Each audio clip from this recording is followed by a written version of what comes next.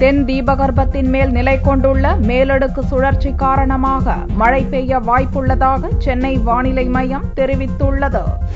சென்னை மண்டல வானிலை மைய இயக்குநர் ரமணன் செவ்வாயன்று செய்தியாளர்களை சந்தித்தார். திங்களன்று தென்கிழக்கு வங்கக்கடலில் நிலை கொண்டிருந்த மேலடுக்கு சுழற்சி செவ்வாயன்று காலை 8:30 மணி நிலவரப்படி தென் தீபகற்பத்தின் மேல் நிலை கொண்டுள்ளதாக ரமணன் தெரிவித்தார். இதனால் அடுத்த 24 மணி நேரத்தில் கடலோர மாவட்டங்களில் மழைக்கு வாய்ப்புள்ளதாகவும் உள் மாவட்டங்களில் ஒரு சில இடங்களில் கனமழைக்கு வாய்ப்புள்ளதாகவும் ரமணன் கூறினார்.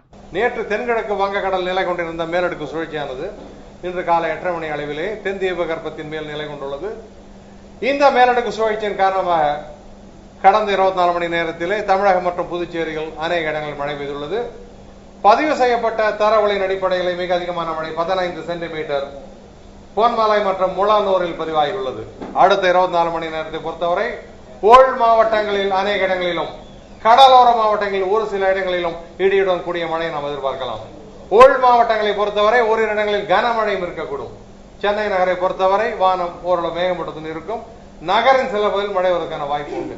கடந்த 24 மணி நேரத்தில் சிவகாசியில் 8 சென்டிமீட்டர், தம்மம்பட்டியில் 6 சென்டிமீட்டர், பெண்ணாகரத்தில் 5 சென்டிமீட்டர் மழை பதிவாகியுள்ளது. ஒகேனக்கல், கரூர், சின்னக்கல்லாறு, தொழுதூர், பரமத்தி வேலூரில் 4 சென்டிமீட்டர், திருவண்ணாமலை, வேதாரண்யம், பஞ்சப்பட்டி, அவினாசி, திருப்பத்தூர், நெய்வேலி, சூளகிரி, மங்களாபுரத்தில் 3 சென்டிமீட்டர் மழையும் பதிவாகியுள்ளதாக சென்னை வானிலை மையம் தெரிவித்துள்ளது.